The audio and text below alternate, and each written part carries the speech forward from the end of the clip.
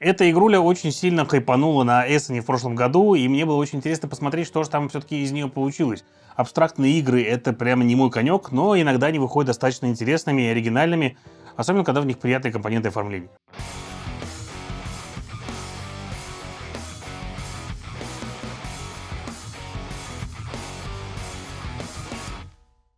Итак, всем привет, с вами Юра, вы смотрите Geekmedia. На столе у меня сегодня вот трясется коробочка морских драконов.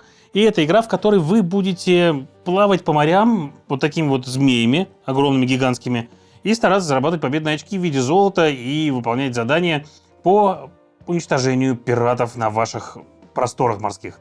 Каждый игрок получит себе определенное количество голов драконов, и оно же будет ограничивать ваше количество ходов. Каждый ход он будет разыгрывать карточку, в которой изображены такие тетрисики. Именно в этом формате он будет выставлять на игровое поле своих дракончиков.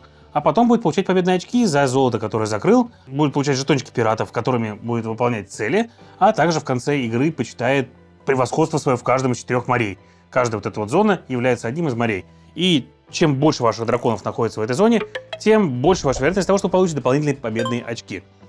Ну, давайте потихонечку разбираться, как играть в морских драконов.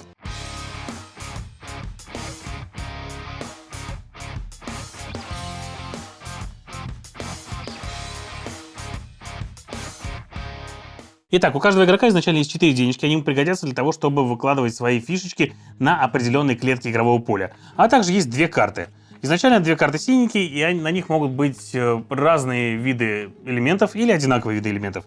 Каждый игрок обязан начать свой ход, вернее, выкладывать своего дракона, либо с центрального острова, либо от другого дракона. И ваш дракон никогда не имеет права ортогонально прикасаться к дракону вашего же цвета. То есть, если, например, у меня вот так вот стоял дракончик, вот так вот, да, я сделаю, положу его вниз лицом, то я не смогу выстраивать дракона ни вот сюда, ни вот сюда, ни вот сюда.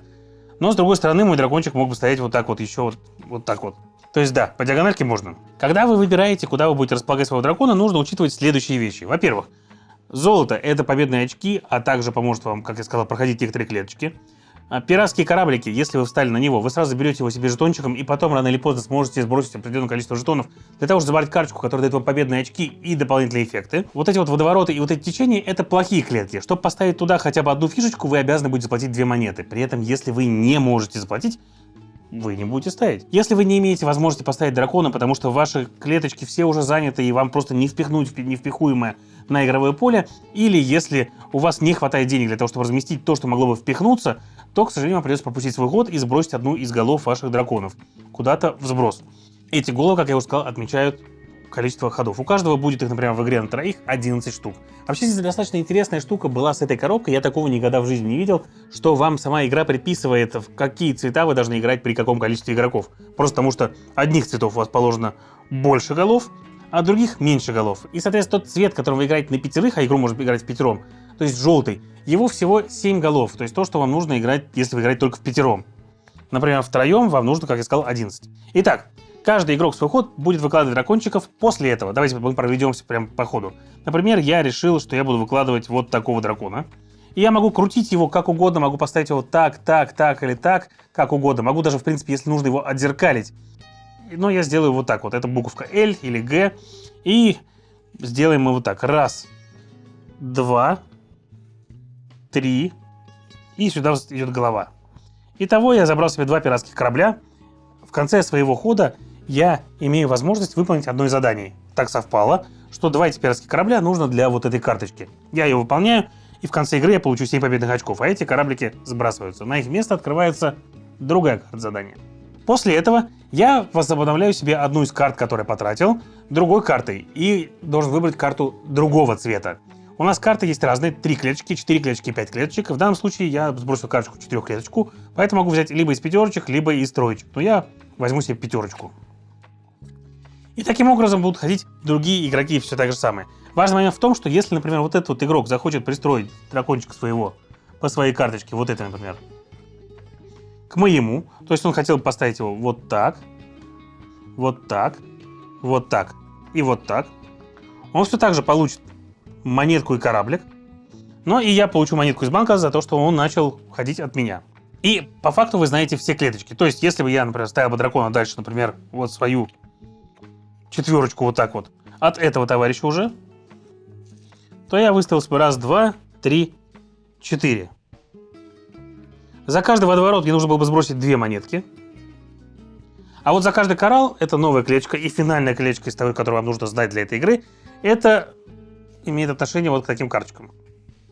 Из этих карт вы берете 2, и они вам будут давать какие-то эффекты. Вообще эффектов на карт есть 4 штуки. Первый, самый простой, вы получаете столько-то денег. Второй, это вы получаете либо в закрытую себе 2 таких корабля, либо 1 любой корабль. И можете использовать их для выполнения заданий в смеси с жетонами или просто одними картами.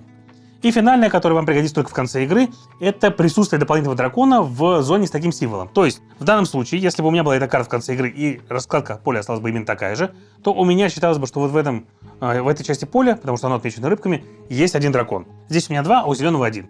Работает это следующим образом. В конце игры мы пройдемся по каждой зоне отдельно и посмотрим, у кого больше драконов в этой зоне. И в данном случае, например, у меня было преимущество, я бы здесь получил бы много очков, гораздо больше, чем зеленый. Зеленый получил бы немножко очков меньше, в 2 раза меньше. А если бы здесь был еще 3-й игрок, то он не получил бы ничего. То есть, например, если бы у меня было 4 дракона в этой зоне, у зеленого 2 дракона в этой зоне, а у 3-го игрока всего 1, то я получил бы полную массу очков, а там умножение идет количество пустых водоворотов. Второй игрок получил бы меньше, а 3-й и 4-й получили бы ничего. Это игра, в которой вам нужно следить сразу за несколькими вещами, и идти к победе можно различными способами. Вы можете собирать как можно быстрее жетоны кораблей для того, чтобы выполнять цели и за них нагрести много очков. Там есть карты, которые будут давать вам по 17 очков, а есть карты, которые дают вам, кроме какого-то количества победных очков, еще и возможность взять такие вот карточки. Эти же карты, то есть вы потратили кораблей для того, чтобы взять себе цель, за нее взяли карточку, на которой будут еще корабли, и она позволит вам взять еще карточки, которые будут давать вам еще корабли. Классно. Второй вариант — это пытаться доминировать как можно в большем количестве областей, расставляя драконов между ними, и присутствуя и там, и сям, и смотреть за тем, чтобы другие игроки вас в этом не перебили. На этом можно набрать кучу очков. Третий вариант — идти по денежкам, ставиться так, чтобы ваши драконы были удобными для выставления последующих драконов вашими оппонентами. За это грести денежки, получать денежки с игрового поля и стараться не тратить их на доворотах. Вы можете идти и постараться как можно больше быстрее поставить маленьких драконов, потому что их все-таки разместить немножко попроще. Можете идти и стараться захватывать больших драконов, не жалея денег, потому что они явно захватят какие-нибудь водовороты или протоки, которые вам будут мешать и у вас деньги забирать. Вариантов того, как вы будете строить свою стратегию, достаточно много. Игровое поле слегка разнообразно за счет того, что оно собирается из нескольких частей. Вот оно отдельно, вот оно достается отсюда как пазлик, может быть перевернут в другую сторону и вставлен туда обратно, и будет немножко другая раскладка.